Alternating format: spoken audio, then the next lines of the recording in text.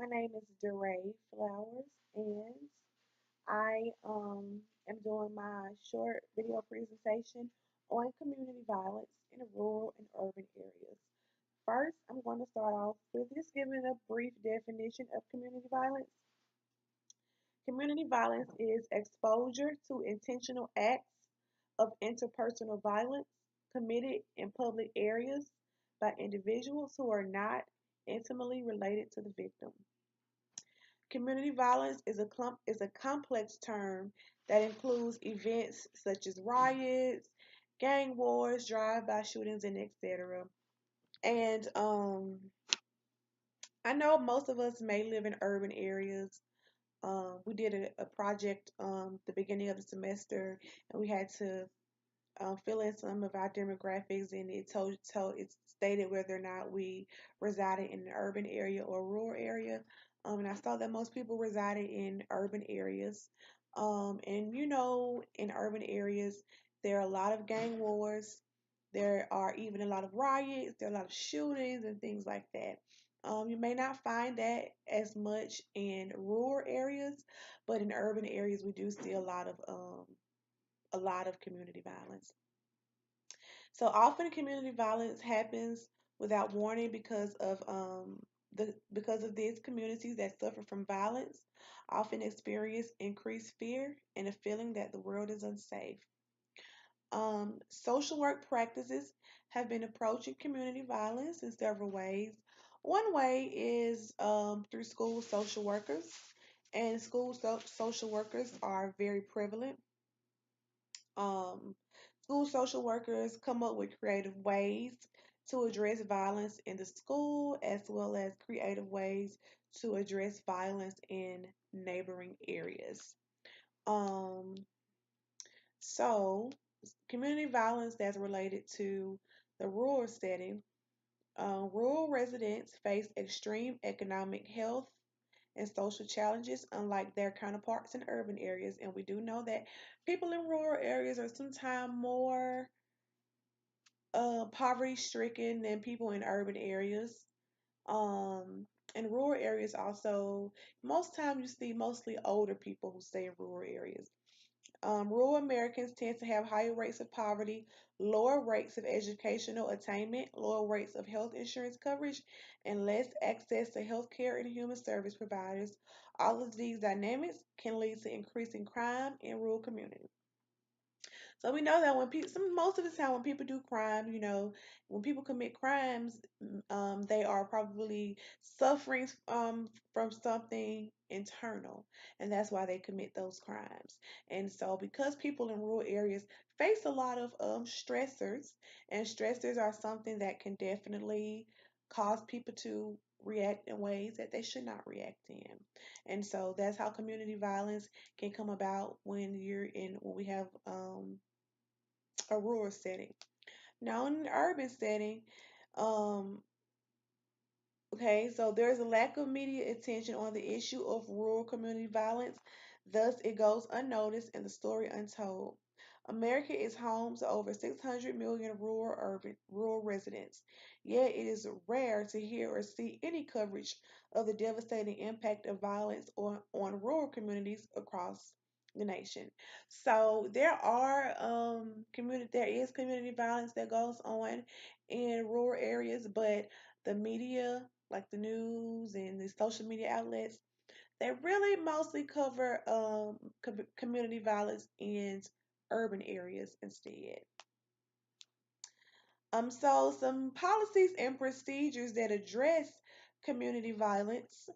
You have something called a high point drug market intervention, and this is a problem oriented policing program that aims to eliminate overt drug markets and the problems associated with them through a deterrence based pulling levers framework.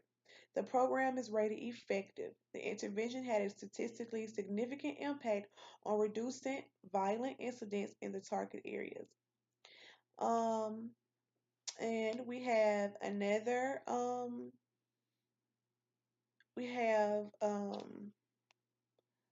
policy or program that addresses community violence. So this one is called problem oriented policy. And this is an analytic method that's used by police to develop crime prevention and reduction strategies.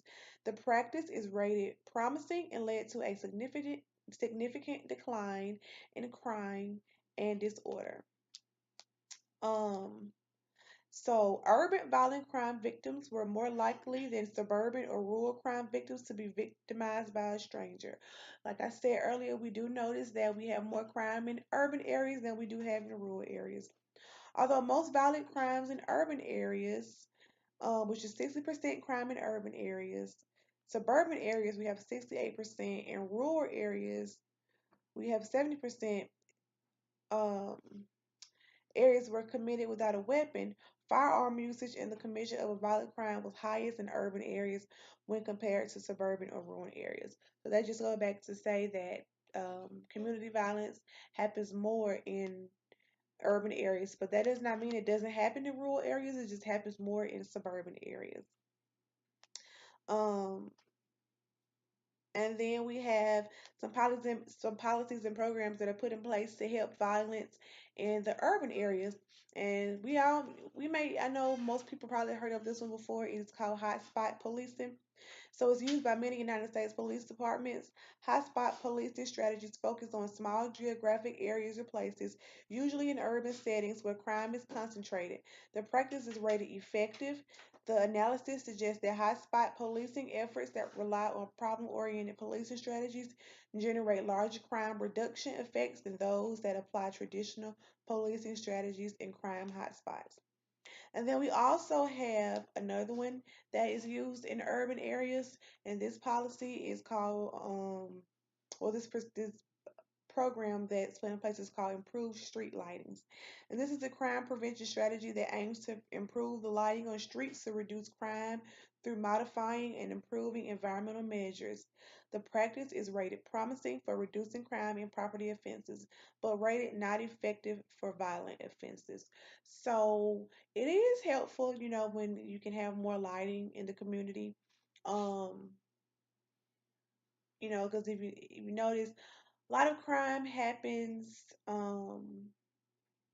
more in the nighttime than it really does in the daytime. So by having better street lights, maybe that could possibly reduce crime in urban areas. And a neighborhood watch.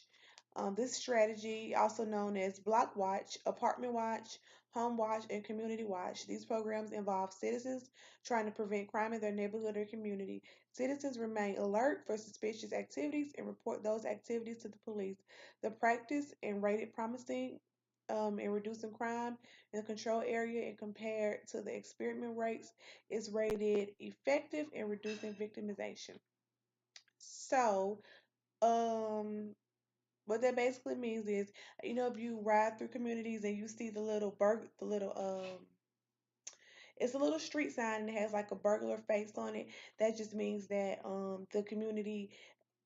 people in the community watch out, for strange things happening in the community. And then, some people are at home watching, if they see something strange, they may contact the police.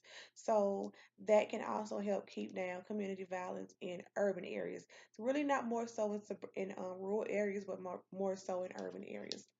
And then lastly, I'm just going to give some a few facts on community violence.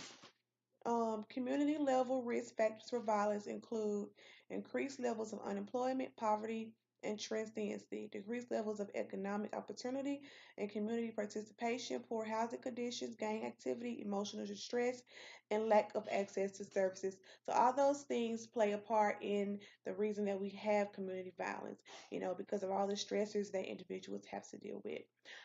Again, I'm DeRay Flowers, and I hope you enjoyed my presentation on community violence. And I hope we, as scholars and future social workers, can come up with ways and strategies and policies, procedures, and programs and interventions that can be put in place to help alleviate community violence in urban areas and as well as rural areas.